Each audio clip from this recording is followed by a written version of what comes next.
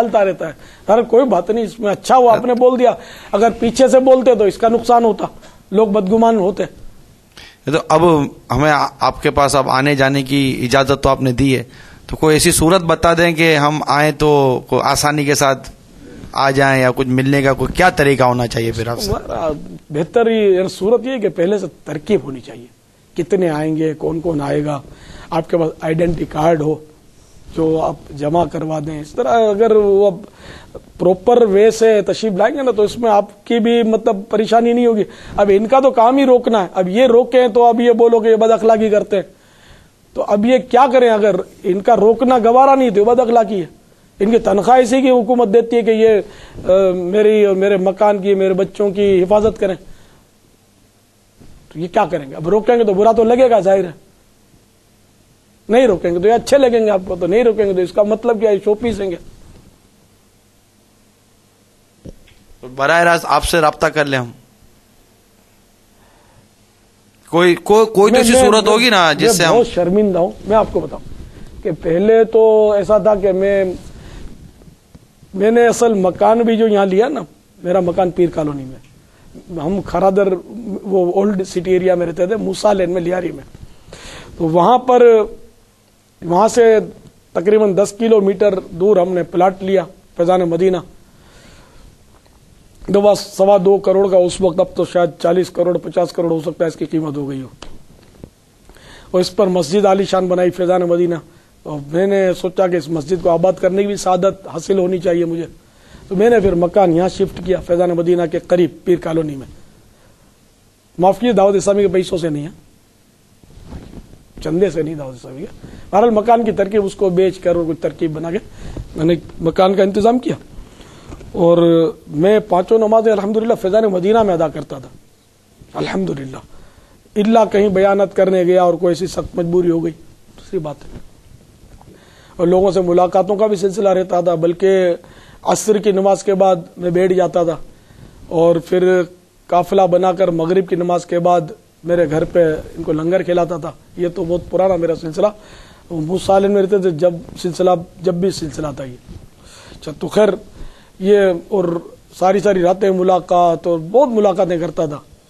شاید اتنی میں نے ملاقاتیں لوگوں سے کی ہوں کہ اب بھی کوئی ہی ایسا ہو کہ جو اتنی لوگوں سے جس نے ملاقاتیں کی ہوں, لاکھوں سے کی ہوں گی میں نے. لیکن بہرحال حالات ایسے پیدا ہو گئے کہ وہ میں اب مجبور ہو گیا, اب عام لوگوں سے مل نہیں پاتا میں. اچھا, اب اور پھر یہ کہ اب جو دعوت اسلامی میں کام بڑھتا جا رہا ہے, لوگوں کا یعنی کہ وہ رجحان بھی بڑھتا جا رہا ہے ملاقات کا. رہا ٹیلی فون تو جس کے دیکھو ہاتھ میں ٹیلی فون ہے بالکل, یعنی کہ اچھا اب مگر میں ٹیلی فون پر بھی بات کرتا تھا, پہلے بہت کرتا تھا بات, جو لوگ کر رہے میں ریسیو کرتا تھا ٹیلی فون. تو اب میں ٹیلی فون پر بات کروں تو وہ پہلے تو اپنی داستان سنائے, گھر پہ آؤ دعوت دے, پھر ذرا میری امی سے بات کر لو, ذرا میری بیگم سے بات کر لو, ذرا میری بیٹی سے بات کر لو. میں گھنٹہ 1.5 گھنٹہ ایک ٹیلی فون پہ لگا رہا ہوں, آدھا گھنٹہ, پون گھنٹہ, 1.5 گھنٹہ بے پردہ عورتوں سے, میری وائف سے بات کر لو, میرے ہسبینڈ سے بات کر لو. میں تو صحیح بات ہے تھک گیا کہ میں اب خالی ٹیلی فون پر ہی بات کرتا رہوں گا تو کوئی دین دنیا کا اور کام بھی کروں یا نہیں کروں, میں تھک گیا. تو پھر میں نے وہ آنسرنگ مشین لگائی, اور پھر آہستہ آہستہ اب نوبت یہاں تک آپ پہنچی کہ اب ٹیلی فون ریسیو نہیں کرتا میں, نہ میں نے اپنے پاس ٹیلی فون رکھا ہے. میرے گھر میں ٹیلی فون ضرور ہے, لیکن میرے گھر کے ٹیلی فون کا نمبر مجھے یاد نہیں ہے الحمدللہ. مطلب میں اس میں تھک گیا. اب یہ بڑی تعجب والی بات کی آپ نے کہ کوئی ایسا ہوتا ہوگا جس کو اپنے گھر کا نمبر یاد نہیں ہو ٹیلی فون. ہاں, میرے پاس 2 ٹیلی فون ہیں, یہ اپنے کیا بولتے ہیں پی ٹی سی ایل بولتے ہیں نا. تو ایک جیسے نیچے کے گھر میں, ایک اوپر کے گھر میں, تو 2 ٹیلی فون. ایک شاید ابھی کم کروا دیا, شاید ابھی حال ہی تھوڑے دن پہلے شاید. بہرحال لے کے مجھے دونوں کے نمبر یاد نہیں ہے. حیرت ہے بھائی, آپ حیرت کی باتیں سنو گے تو مجھے پاکستان کے وزیر اعظم کا نام معلوم نہیں, آپ کو معلوم ہے, میرا واسطہ ہی نہیں ان چیزوں سے. مجھے اپنے سیاسی حلقے کا نمبر نہیں پتا ہے, میرا ایم این اے کون, میرا ایم پی اے کون, میرا کونسلر کون, میرا علاقے کا, یہ لوگ مجھے ضرور جانتے ہوں گے, مجھے نہیں پتا.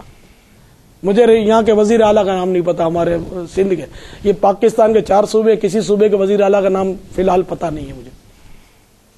کبھی وزیر اعظم بن جاتا ہے اور بہت عرصے کے بعد اوقات ایسا ہوا ہے کہ بات پر بات چلی اور کسی نے نام بتا دیا تو بتا دیا. ابھی اخبار وغیرہ نہیں پڑھتے؟ اخبار سے تو میرے کو مطلب دل گھبراتا ہے. اس میں عورتوں کی تصویریں، فلمی ایڈورٹائزیں، گندی تصویریں، بے پردہ عورتوں کی گندی خبریں یہ بہت چمکا کر دیتے ہیں. وہ پتہ ہے اخبار بھی ایک مطلب پروفیشن ہے، اور اس کو یہ کیا اس میں مطلب میرا ایک ذاتی جیسے ایک مبالغہ ہے کہ اگر کوئی ولی ہو اور وہ اخبار پڑھے تو مجھے لگتا نہیں کہ اپنی ولایت کو بچا پائے. اخبار ایسا ہوتا ہے آج کل کا اخبار، تو بات اتنا اس میں جھوٹ، مبالغہ، اور کوئی مذہبی شخص اگر بھول کر جائے تو اس کو اتنا اچھالتے ہیں بیچارے. حالانکہ مطلب یہ خود جو غیر مذہبی اولیاء کے ہوتے ہیں وہ کم گناہ نہیں کرتے. مذہبی آدمی یہ ٹھیک ہے اولیاء ہے تو پھر بھی اچھا ہی ہے نا، بیچارہ نماز پڑھتا ہے، نماز پڑھاتا ہے، داڑھی رکھی ہوئی ہے، اس نے بھول کر لی، گناہ ہے، اس نے غلط ہی کیا، لیکن اس کو اچھالنا یہ آپ کی مینٹلٹی ظاہر نہیں کر رہا کہ مذہبی لوگوں سے آپ کو کچھ تکلیف ہے. کتنی زیادتی ہے نہیں ہے، بلکہ حکم تو ہے کہ عیب کو چھپاؤ، یہ عیبوں کو اچھالتے ہیں اخبار والے. آپ اتنے اپنے مسائل بیان کر رہے ہیں تو آپ کے یہ لاکھوں مرید وغیرہ ہیں، کیا ان کا دین نہیں کہے گا آپ سے ملنے کے لیے؟ اور تو کیسے آپ سے پھر ترکیب بنائیں؟ یہ کبھی کبھار ترکیب بن جاتی ہے. آپ کی بھی تو سرکار تشریف فرمائیے نا. آپ اس وقت میرا خیال ہے 20-30 عیسائی بھائی تو بیٹھے ہوئے نا، وہ ترکیبیں بن جاتی ہیں کسی ذمہ دار کے ذریعے. کبھی کوئی ترکیب ہوتی تو میں خود کوئی پیغام دے دیتا ہوں. ملتے ہیں آپ بھائی تو اس وقت آپ گنتی کرو کتنے میرے پاس نہیں ہے تو کافی، اسلام میں تو آپ کے سامنے ہے نا، تو اس کا مطلب یہ تو کہ میں ملتا ہوں. ماشاءاللہ، جیسے میرے دوست نے بتایا تھا آپ کو، اس سے بڑھ کر پایا. یہ ابھی گفتگو کرتے ہوئے آپ نگاہیں کیوں جھکا کر رکھتے ہیں؟ وہ اس پر کوئی پابندی ہے نگاہیں جھکانے پر؟ ہمارے آقا صلی اللہ تعالی علیہ وآلہ وسلم کثرت سے حیا کی وجہ سے نگاہیں نیچی رکھا کرتے ہیں. ہم سے تو بات نہیں ہوتی حضرت، ہم جب تک کسی کو دیکھیں نا ہم سے بات نہیں ہوتی. اس کی مشق کرنی ہوتی ہے. تو بہت ساری سنتیں ایسی ہیں جس کے لیے اپنے نفس کو مارنا پڑے گا. آج کل دیکھو نا، یعنی کہ نماز بھی پڑھنی ہے، اب عصر کا وقت آیا اور کاروبار زوروں پر ہے، گاہکوں کی بھیڑ ہے، تو نفس پر کتنا دشوار ہے کہ بندہ وہ سارے گاہکوں کو اور کاروبار کو چھوڑ کر اللہ کے گھر میں چلا جائے. تو نفس کو اس مسلط نفس پر ہمیں ہونا پڑتا ہے. اسی طرح نیچی نظریں رکھنے والی سنت جو ہے، اس پر عمل کرنے کے لیے دھر کہ وہ پریکٹس کرنی پڑتی ہے، مشق کرنی پڑتی ہے. تو جب جذبہ ہوگا، ذہن بنے گا کہ مجھے ادائے مصطفیٰ صلی اللہ تعالی علیہ وآلہ وسلم کو اپنانا ہے، تو انشاءاللہ یہ بھی ہو جائے گا. ہمارے بزرگوں کے تو ایسے ایسے واقعات ہیں کہ ایک بزرگ نے ایک بار وہ اپنے جب جوتے پہننے شروع کیے تو حالانکہ پہلے سیدھے جوتے میں سیدھا پاؤں ڈالنا سنت ہے، تو انہوں نے ابتدا الٹے جوتے سے کر لی، سنت چھوٹ گئی. کو بڑا افسوس ہوا.